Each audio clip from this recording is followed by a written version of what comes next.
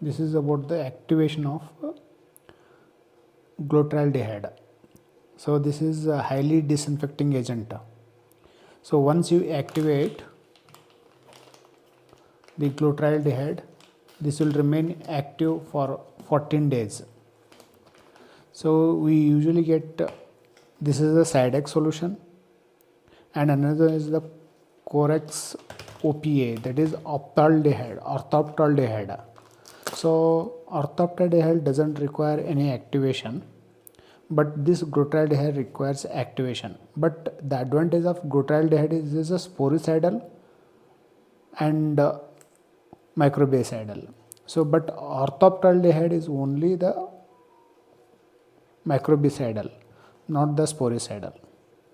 So once you mix this powder in this solution, this will remain active for 14 days.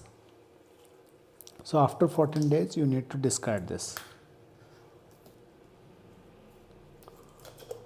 So the disadvantage of this one is this is irritant to the eyes and as well as the nostrils, whereas the orthoptaldehyde doesn't require any activation, but that is a non-irritant. So I am mixing the given powder to the solution.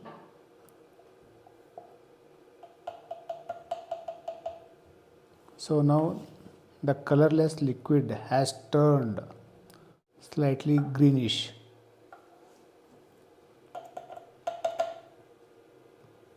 So now it has become activated, and you have to mention, better you need to mention the today's date here, and afterwards means after 14th day. If you assume that today is the first day of this month, then after 14 days the expiry date has to be mentioned over this. So this can be used for the high level disinfection for the instrument like endoscopes, scopes and the surgical instruments.